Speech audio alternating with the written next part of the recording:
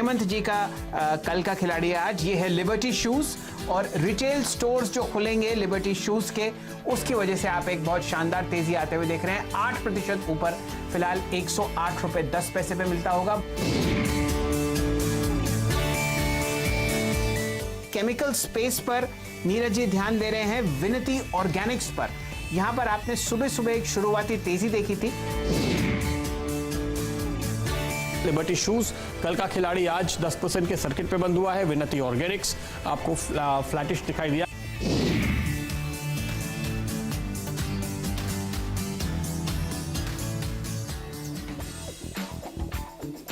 स्वागत है आप सभी का सीएनबीसी आवाज पर। आप देख रहे हैं स्टॉक 2020 का मुकाबला, और मुकाबला हो रहा है नीरज और मेरे बीच। हफ्ते का दूसरा कारोबारी सेशन, और स्टॉक्स जिनके ऊपर आपकी नजर होनी चाहिए वो मैं और नीरज आपको बताएंगे। लेकिन सबसे पहले पिच रिपोर्ट देख लेते हैं। जो अभी आप शेयर देख रहे थे विनती और लिबर्टी शूज, ये हम दोनों के दरअसल कल के खिलाड़ी आज थे, और 3:15 पर कल हमने ये ट्वीट किया था और आपसे कहा था कि इन शेयरों को आज हम अपनी टीम में शामिल करेंगे। तो आज वादे के हिसाब से इनको ओपनर का हम लोग दर्जा दे रहे हैं। विस्तार से बताएंगे लॉजिक क्या है और रैशनल्स क्या है। लेकिन नीरज सबसे पहले बताइए ग्लोबल संकेत कैसे नजर आए।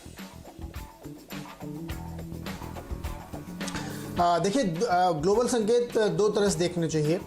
एक ये देखना चाहिए कि बहुत सारी इकोनॉमीज ओपन हो रही, दूसरी तरफ थोड़ा सा डर भी बन रहा है, क्योंकि खुलने के बाद किस तरीके से चीज़ें मैनेज होंगी ये एक बड़ी चिंता ट्रेडर्स के मन में है। वो इसलिए है क्योंकि वुहान में एक नया केस मिला, साउथ कोरिया ने ओपन करने की कोशिश की तो वहाँ पे कुछ केसेस बढ़ते हुए नजर आए। तो मन में एक थोड़ा सा डर है कि क्या ओपनिंग के बाद ठीक से मैनेज होगा कि नहीं होगा, इसलिए हल्की सी प्रॉफिट बुकिंग कल देखने को मिली। लेकिन बहुत बड़ी संख्या में इकनॉमीज़ खोली जा रही हैं। फ्रांस की आप बात करें, स्विट्ज़रलैंड की आप बात करें, ब्रिटेन की बात करें, इवन न्यूयॉर्क जो सबसे ज़्यादा प्रभावित अमेरिका में है, सिटी छोड़ दें तो बाकी राज्य में भी खोलने की तैयारी चल रही है।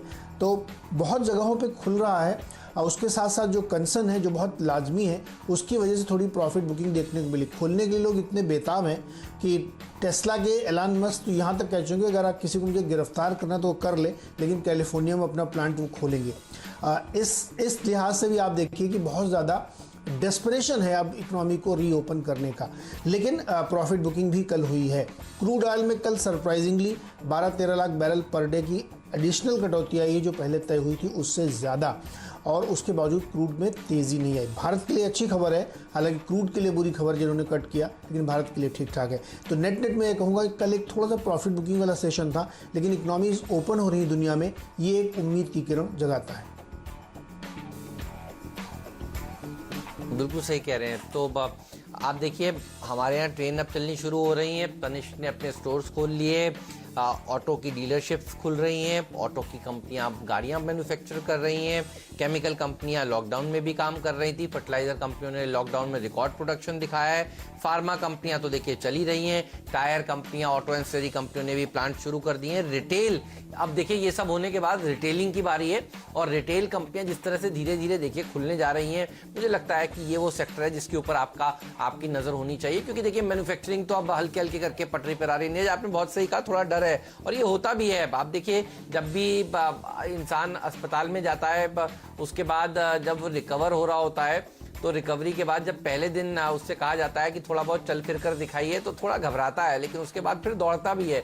तो ऐसा नहीं है कि हम हमेशा लॉकडाउन में रहेंगे। देखिए लॉकडाउन धीरे धीरे करके ये चीज़ें और ईज होने वाली हैं। और कल की जो बहुत ही इंपॉर्टेंट पीएम और सीएम्स के बीच में एक बैठक हुई, उसमें से कुछ लाइनें मुझे बड़ी इंटरेस्टिंग लगी नीरज, और उसमें एक सबसे इंटरेस्टिंग लाइन ये थी कि धीरे धीरे करके जो लॉकडाउन जब पहली बार हुआ था वो शर्तें लॉकडाउन 2 में नहीं है, फिर 3 में वो नहीं है, और हल्के हल्के करके देखिए अब लॉकडाउन 4 का अनाउंसमेंट होगा। समय थोड़ा बढ़ाया जाएगा फिर से, लेकिन शर्तों में ढील दिया जाएगा। देखिए ये वो खबर है जिसके चलते मुझे लगता है कि आज रिटेल सेक्टर के स्टॉक्स जो हैं वो फोकस में रहने चाहिए। तो हल्के हल्के करके इकॉनमी खुल रही है, और नियम कायदे कानून रचे जा रहे हैं, नए तरीके से कोविड-16 की जब तक वैक्सीन नहीं आती तब तक हमें कैसे जीना है, और वो सारे लोग कायदे कानून सीखेंगे सोशल डिस्टेंसिंग के। और अब मुझे लगता है कि अब रिटेल कंपनियां अच्छा प्रदर्शन दिखा सकती हैं, इसीलिए मैंने कल लिबर्टी को अपनी टीम में शामिल किया था और वहां पर हमने देखा 10% का इंट्राडे सर्किट भी लगता हुआ नजर आया। लिबर्टी में भी आपको डिप्स में खरीदारी करनी चाहिए। मुझे लगता है खादिम भी अच्छा प्रदर्शन दिखा सकता है आज के सत्र में। फुटवेयर कंपनियों में तेजी होगी और देखिए धीरे धीरे करके अब आपको अनाउंसमेंट्स आते हुए दिखेंगे एक्सचेंजेस पर कि ये कंपनियां भी अपने कारोबार को खोल रही हैं। फोकस उन्हीं कंपनियों के ऊपर होना चाहिए जो कंपनियां एक्सचेंजेस को ये सूचना दे रही हैं कि जी हमारे स्टोर्स खुल रहे हैं, हमारे प्लांट्स खुल रहे हैं। तो तनिष्क ने जो काम किया है एक तरह से देखिए एग्जाम्पल सेट किया है कि क्या एसओपीज होने चाहिए, और वो एसओपीज देखिए इस समय कंपनियां लिख रही हैं, रच रही हैं, उसको इम्प्लीमेंट कर रही हैं। कैसे आप स्टोर के अंदर जाएंगे। मैं दुबई के कुछ मॉल्स की तस्वीरें देख रहा था जहाँ पर कामकाज वापस से शुरू हो गया है, लोग वापस जाने लगे हैं। इनफैक्ट दुबई में तो मैं देख रहा था कि लोगों ने जाकर रेस्टोरेंट्स में खाना खाना शुरू कर दिया है। नए नियम जरूर है वहां पर कि भाई 2 टेबल के बीच में डिस्टेंसिंग रखी जाएगी वगैरह, लेकिन हल्के हल्के करके दुनिया भर में मैं देख रहा हूं कि देखिए इकोनॉमीज जो है वो अब आपको खुलती हुई नजर आ रही है। तो भारत में भी होगा, हम ऐसा नहीं करेंगे कि हमेशा बंद रहे। तो आज मुझे लगता है retail sector of the day होगा और मैंने ज्यादातर शेयर इसी सेक्टर से अपनी टीम में शामिल किए हैं। शुरुआत कर रहा हूं फुटवेयर कंपनियों से, तो खादिम में आपको अच्छी तेजी आज के सत्र में देखने को मिल सकती है। टारगेट है 105 का, 91 के आसपास एक स्टॉप लॉस भी रखना चाहिए। लिबर्टी भी भागेगा। जी हाँ, बिल्कुल आपने सही कहा कि रिटेल की थीम रहेगी और जब ओपनिंग होगी इकोनॉमी की तो सबसे पहले लोग वहीं जाएंगे जो दैनिक ज़रूरतों की चीज़ें हैं या जहाँ पे हल्की फुल्की डिस्क्रिशनरी स्पेंडिंग होती हुई, ये छोटी छोटी चीज़ें हैं जो अभी रुकी हुई थी, तो उसमें आपको अचानक से ख़रीदारी देखने को मिलेगी। तो शुरुआत हमारी तो विनती ऑर्गेनिक्स हो रही, क्योंकि ये हमने कल का खिलाड़ी दिया था। एक बहुत ही मजबूत कंपनी, मतलब आप अगर केमिकल सेक्टर में जाएंगे तो स्ट्रॉन्गेस्ट कंपनियों में से एक है। आप इसके कोई भी नंबर उठा के देखेंगे तो आपको बेस्ट दिखेंगे। सबसे बड़ी चीज़ ये है कि आप इनके जो प्रॉफिट और सेल्स की ग्रोथ देखिए, 20 से 30% की ग्रोथ है पिछले 5-7 सालों से, और उसकी वजह से ये स्टॉक एक अलग लीग में खड़ा होता है। इंटरेस्टिंग ये है कि इनका जो रेवेन्यू आता है उसमें 73% रेवेन्यू फॉरेन से आता है, यानी डॉलर की आमदनी है, और डॉलर इस समय कितना महंगा है उसका आप अंदाज़ा लगाइए, तो उसका इनको बेनिफिट होता है। भारत बाजार में केवल 25-26% रेवेन्यू है इनका, क्योंकि ये ग्लोबल लेवल पे इनका कामकाज होता है जिसके लिए सप्लायर हैं, और बहुत ही मजबूत नंबर है, इसीलिए हमने इसको शामिल किया था। कल कुछ लोगों ने ऊपरी लेवल पे शॉर्ट करने की कोशिश की थी उसको, लेकिन सफल नहीं हो पाया क्योंकि स्टॉक फिर भी पॉजिटिव जाके बंद हुआ। तो ऐसी तमाम कोशिशें लोग करते रहेंगे कि जब भी एक कोई अच्छा स्टॉक बताए तो ऊपर जाके शॉर्ट करना, वो भी कैश का स्टॉक जानकर जोखिम लेते हुए। तो खैर उससे घबराने की ज़रूरत नहीं है, क्योंकि अच्छी क्वालिटी के स्टॉक्स मैं आपको बताता रहूँगा और वहाँ पे आपको खरीदारी करनी चाहिए, क्योंकि ये वो स्टॉक हैं जो भविष्य में बहुत ज़बरदस्त रिटर्न आपको देने वाले हैं। तो इसीलिए हमने विनती से शुरुआत की है, इसको अपनी टीम में शामिल किया है। और हेमंत ने रिटेल की बात की है, तो हमारी टीम में भी बहुत सारे रिटेल हैं। 2 और बता देता हूँ आपको, गोदरेज एग्रोवेट को भी मैंने शामिल किया है और वेंकीज़ को शामिल किया है। जैसे जैसे इकोनॉमी ओपन होगी तो आपको जो ऑर्गेनाइज रिटेल्स हैं इसमें अच्छी तेज़ी देखने को मिली। कल गोदरेज एग्रोवेट के रिजल्ट्स भी आए, उसमें आप देखिए रेवेन्यू में 17% की ग्रोथ इन्होंने दिखाई है, एबिटा लेवल पे 68% का मुनाफा इन्होंने दिखाया है, और मार्जिन में सिग्निफिकेंटली 5.4 से बढ़ के 7.8% हो गया। तो ये बहुत अच्छे नंबर माने जाएंगे। प्रॉफिट में कमी आई है लेकिन उसके अलग रीजंस हैं, ऑपरेशनली नंबर बहुत बढ़िया है, इसलिए इसमें खरीदारी करनी चाहिए। तो गोदरेज एग्रोवेट और विनती के साथ शुरुआत। ओके, आपने जो शॉर्टिंग वाली बात बताई ना, आशीष का जैकपॉट था कल एवरेस्ट, एक बार दिखाइए डायरेक्टर साहब। तो सुबह सुबह लोगों ने देखिए इसमें शॉर्ट वगैरह किए और उसके बाद फिर बाजार बंद होते होते उसको कवर कर रहे थे। मैं देख रहा था करीब 9% ऊपर जाकर वो स्टॉक बंद हुआ। एवरेस्ट इंडस्ट्रीज, क्या गजब की रैली उस स्टॉक में देखने को मिली। अच्छा, जो कल विशाखा नया खिलाड़ी था नीरज, वो 5% के सर्किट पर जाकर बंद हुआ। जब सजेस्ट किया गया वो भी नीचे आया।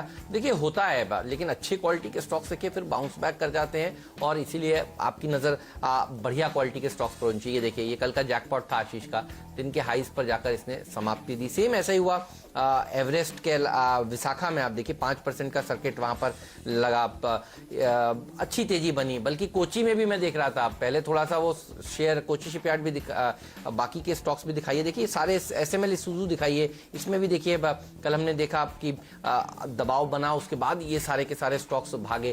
तो कुछ लोग थोड़ा एडवेंचर करते हैं, लेकिन मुझे लगता है कि आप देखिए अच्छे क्वालिटी के स्टॉक्स पर आपकी नज़र होनी चाहिए। ये बढ़िया क्वालिटी के स्टॉक्स आपको बढ़िया पैसा बना कर देंगे। स्पेंसर्स रिटेल के ऊपर रखिएगा नज़र, और वो इसलिए क्योंकि देखिए धीरे धीरे करके अब इकॉनमी जब खुलेगी तो आपको देखेंगे आप रिटेल एक्टिविटी बढ़ती हुई नजर आएगी। अच्छा, जब इकॉनमी में थोड़ा कामकाज कम भी हो रहा था तब भी हम देख रहे थे रिटेल कंपनियां जो हैं वो डिलीवरी कर रही थी, वो ज़रूरी सामान तो देखिए बेच ही रही थी। लेकिन अब होगा क्या, जो व्यक्ति ज़रूरी सामान बेच रहा था उसी को देखिए और खोला जाएगा अगले चरण में। तो रिटेल कंपनियां जहां पर आप देखते हैं कि बाकी का सामान भी बिकता है एसेंशियल कमोडिटीज़ के अलावा, वो भी देखिए अपना कामकाज कर पाएंगी। इसीलिए मुझे लगता है कि ये वो सेक्टर है जो देखिए पहले से ही सोशल डिस्टेंसिंग के नियमों को पालन कर रहा है, क्योंकि एसेंशियल सामान खाने पीने का सामान तो देखिए बेच ही रहे हैं, तो नॉन एसेंशियल सामान भी जो है वो भी देखिए अब ये बेचना शुरू करेंगे, और ये आसान है देखिए करना। इसीलिए देखिए मुझे लगता है कि रिटेल वाली कंपनियां इनके ऊपर नजर होनी चाहिए। वी मार्ट रिटेल इसीलिए टीम में शामिल किया है, V2 रिटेल इसीलिए टीम में शामिल किया है। तो जो एसेंशियल सामान बेच रहे थे वो नॉन एसेंशियल भी बेचेंगे, तो ये ईजी है इस रूल को भी लाना। मुझे लगता है कि अब अगले हफ्ते जब आप देखेंगे लॉकडाउन के नियमों में और ढील दी जाएगी, खासतौर पर ग्रीन जोन में और ऑरेंज जोन में, तो ये सारी चीज़ें आपको नज़र आएंगी और इसीलिए आपकी नज़र होनी चाहिए। याद करिए हम पिछले हफ्ते से आपसे कहते थे कि लोग गाड़ियाँ खरीदेंगे, अब आपको सब लोग बताने लगे यही बात जो हमने आपको सबसे पहले बताई थी। पहले कोई नहीं बोल रहा था कि लोग 2 व्हीलर खरीदेंगे, लोग 4 व्हीलर खरीदेंगे, कल आपने सबके मुंह से सुन लिया ये बात। तो आपको स्मार्ट रहना है, आपको पहले ही ये सारी थीम्स खरीदनी है, ताकि जब आपको सारे लोग, सारे चैनल, सारे रिपोर्ट्स, रिसर्च रिपोर्ट्स ये सब लिख के बताने लगे, आप एक बार आराम से प्रॉफिट बुक करिए और मजे करिए। तो वक्त से पहले किस्मत से ज़्यादा ऐसे ही आदमी कमाता है, और आपकी नज़र होनी चाहिए फिर इन रिटेल स्टॉक्स के ऊपर, क्योंकि धीरे धीरे करके अगले हफ्ते तक आप देखेंगे कि ये सब होता हुआ नजर आएगा, और फिर आपको लोग सारे बताने लगेंगे कि साहब ये हो गया है। तो जब हो गया है तब आप प्रॉफिट बुक करिए, जब होने वाला है तब आपको शेयर खरीदने चाहिए। यही स्ट्रैटेजी है जो बाजार में आपको अपनानी चाहिए। तो रिटेल सेक्टर में ये कुछ और कंपनियां मैंने अपनी टीम में शामिल करी हैं, और इसके साथ 5 शेयर मैंने आपको बता दिए हैं, V2 retail, V Mart retail, Spencer's, Khadim और लिबर्टी। हाँ, तो बल अगले हमारे भी उसी सेगमेंट से ही है। वेंकीज, IFB एग्रो और वाटर बेस, 3 और कंपनियां शामिल हुई उसी में की खरीदारी करिए और इससे धीरे धीरे कारोबार बढ़ेगा। देखिए IFB और वाटर बेस जो है श्रिम्प के कारोबार में बड़े पैमाने पे है, पैकेज फूड में है और एक्सपोर्ट आया होती है। तो जैसे जैसे आप यूरोपियन कंट्रीज़ में खुलापन देखेंगे, वहाँ की इकनॉमीज़ खुलती हुई देखेंगे, जापान में खुलता हुआ देखेंगे, जापान तो पूरी तरीके से अमेरिका के मॉडल फॉलो कर रहा है, तो उससे क्या होगा कि इन कंपनियों का जो एक्सपोर्ट है वो बढ़ता हुआ आपको दिखेगा श्रिम्प का, और उसका फ़ायदा इनको होगा। इसलिए इनको इसमें शामिल किया क्योंकि ये भी बड़े एक्सपोर्टर हैं अपने इन तमाम प्रोडक्ट के, तो इसमें खरीदारी करके आप चल सकते हैं। और साथ ही वेंकीज़ में ये भी बहुत दिनों से लॉकडाउन की मार झेल रहा है, लेकिन जैसे जब ओपन हो रहा है तो इसको भी फ़ायदा होगा। तो मेरी टीम में भी हेमंत 5 शेयरों में रिटेल के कई सारे शेयर हमने शामिल कर लिए, करीब 4। तो अब बताइए डिपेंडेबल क्या है। एवेन्यू सुपरमार्ट्स और सबसे बढ़िया रिटेल की कंपनी, आप देखिए इस कंपनी ने भी बहुत ही बढ़िया प्रदर्शन दिखाया है, और जब से लोगों ने देखिए इसमें IPO के समय से पैसा लगाया है तब से मालामाल हुए हैं। और रिटेल सेक्टर में मुझे लगता है देखिए जिस तरह से अब कंसोलिडेशन भी देखने को मिलेगा, कुछ रिटेल कंपनियां, मैं नाम नहीं लूँगा, जो टफ दौर से इस समय गुजर रही हैं, वो मेरी टीम में नहीं है, आप समझ सकते हैं, बड़े बड़े ग्रुप्स हैं, तो देखिए उसका फ़ायदा भी दूसरी रिटेल कंपनियों को मिलेगा। और ये वो स्टोरी है जिस पर आपकी नज़र होनी चाहिए। जिन रिटेल कंपनियों ने बहुत डेट ले रखा है, बहुत मुश्किल हो रही है उस डेट को सर्विस करने में, तो देखिए कंसोलिडेशन भी एक चीज़ है जिसके ऊपर आपकी नज़र होनी चाहिए। और आज के दिन को भी याद करिएगा, जब हम ये आपसे बात कह रहे हैं, ये आपको देखने को मिलेगा। आपको याद है सुभिक्षा अब है ही नहीं चेन। बहुत सारी रिटेल चेनें देखिए जो आज चल रही हैं, हो सकता है वो फिर दूसरे नाम से आगे चलकर चलें, और ये होता हुआ आपको नजर आएगा। और फिर मुझे लगता है कि कंसोलिडेशन की वजह से भी देखिए रिटेल कंपनियों में एक बढ़िया रैली देखने को मिल सकती है।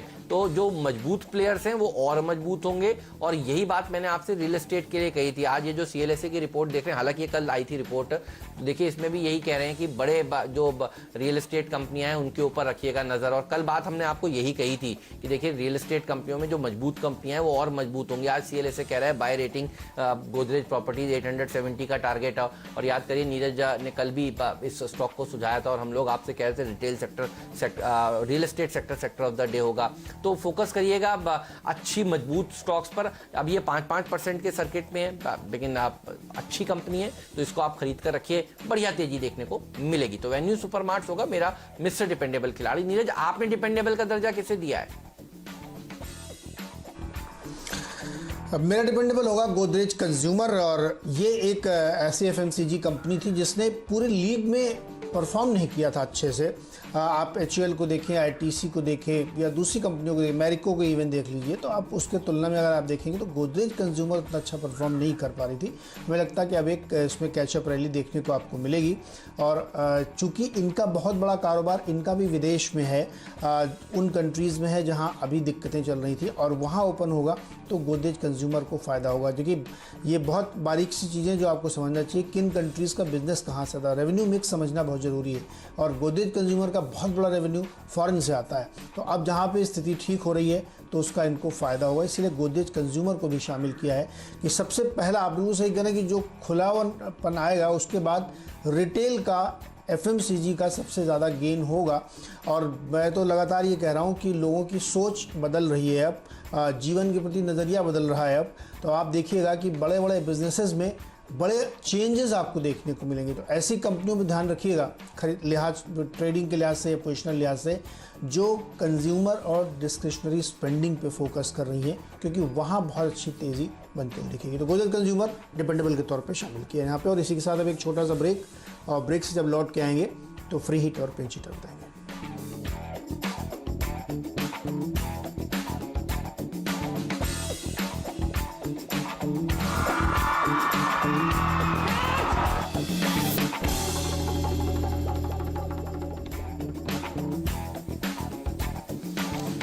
फोकस है रिटेल सेक्टर के ऊपर, और मैं कुछ और बयान भी पढ़ रहा हूँ जो कल देखिए कॉन्फ्रेंस हुई PM मोदी जी और CM लोगों के बीच में। देखिए उसमें वो यही कह रहे हैं कि इकोनॉमिक एक्टिविटी जो है वो तेजी से अब वापस से भारत में इंक्रीज होनी शुरू हो रही है। उन्होंने ये भी कहा है कि यहाँ से लॉकडाउन के नियमों में कुछ और ढील की एक्सपेक्टेशन की जाएगी। जो पहले नियम थे वो सरल होंगे। देखिए ये सारी चीज़ें हैं जो निकल कर आया है वहाँ से। और अगर आप देखें तो सबसे ज़्यादा जो लोग कह रहे थे कि फ्लाइट्स समय 1 साल लग जाएगा चलने में, तो आपको बता दूं कि जो फ्लाइट्स हैं वो अगले हफ्ते से कमर्शियल फ्लाइट्स जो हैं वो शुरू हो रही हैं। इस तरह की रिपोर्ट्स भी देखिए फिलहाल मार्केट में आ रही हैं। तो मुझे लगता है रिटेल सेक्टर के ऊपर आपकी नज़र होनी चाहिए। ये सेक्टर बढ़िया प्रदर्शन दिखा सकता है, और इसीलिए रिटेल कंपनियां आज हमने अपनी टीम में शामिल करी हैं। तो कुछ और स्टॉक्स, स्पेशलिटी रेस्टोरेंट, इसके ऊपर भी रखिएगा नजर। जैसा मैं आपसे कह रहा था, विदेशों में तो देखिए कई जगह अब रेस्टोरेंट्स वगैरह खोल दिए गए हैं नए सोशल डिस्टेंसिंग के नियम आने के बाद। और भारत में भी देखिए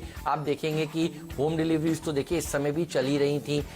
कई लोगों को मैं जानता हूं जो रेस्टोरेंट्स चलाते हैं, उन्होंने अपने स्टाफ से कहा कि आप क्यों ना महीने भर के लिए रेस्टोरेंट में ही आके वहीं पे ही रहिए, ताकि आप सोशल डिस्टेंसिंग के नियमों को भी पालन करें और बाहर ना जा पाएं, और क्यों ना किचन से डिलीवरी शुरू करें। और देखिए लॉकडाउन के समय में भी हमने देखा था कि ये अलाउ किया गया था। तो मुझे लगता है कि ये स्टॉक भी बहुत पिट चुके हैं, तो ट्रेडिंग के बाउंसेस यहाँ पर देखने को मिल सकते हैं। जुबिलेंट फूडवर्क्स के ऊपर भी रखिएगा नज़र, क्योंकि देखिए कई छोटी जो दुकानें हैं वो नहीं जो चल पाएंगी, वो बंद भी होंगी। रेस्टोरेंट्स में बहुत सारे आप देखिए हर गली में 2 पिज़्ज़ा की दुकानें थी, वो शायद अब रेंट को नहीं झेल पाएँ। और जो बड़ी कंपनियाँ हैं वो देखिए अच्छा प्रदर्शन दिखाएंगी, जैसा कि रियल एस्टेट में हुआ। वही सेम लॉजिक से मुझे लगता है जुबिलेंट फूडवर्क्स पर भी रखिएगा नजर। ये स्टॉक्स भी अच्छा प्रदर्शन दिखा सकते हैं। आजकल मैं नीरज देखता हूं कि जो खाना घर पे डिलीवर होता है उसमें लिखा होता है कई जगह कि शेफ का टेम्परेचर क्या था, डिलीवरी बॉय का टेम्परेचर क्या था। तो देखिए चीज़ें जो है नई बदल रही हैं और अगर आप देखें तो कोशिश यही है कि कस्टमर को किस तरह से ज़्यादा से ज़्यादा ये समझाया जाए कि बहुत ही कंट्रोल्ड एनवायरनमेंट में आपका खाना बना है तो और ये खाना सेफ़ है। तो लोग घर पे रहकर देखिए घर का खाना खाकर भी थोड़ा कह सकते हैं आप पके हुए हैं, तो बाहर का खाना वापस से देखिए टेस्ट बड्स पर अब आता हुआ दिख रहा है। मुझे लगता है कि जुबिलेंट फूडवर्क्स इस भाव में बुरा नहीं है, अच्छा प्रदर्शन दिखा सकता है ये स्टॉक और बहुत करेक्ट भी नहीं हुआ है अगर आप देखें तो। ये वो कंपनियां हैं जो रिटेल स्टोर्स ही एक तरह से आप कह सकते हैं चलाती हैं और इनको वैसे भी देखिए मंजूरी मिली हुई है, तो इनके ऊपर आपकी नजर होनी चाहिए। तो खाने पीने वाली चीजों के साथ मैंने पिंच हिटर और फ्रीड का दर्जा दिया है। आपका फ्रीड बताइए।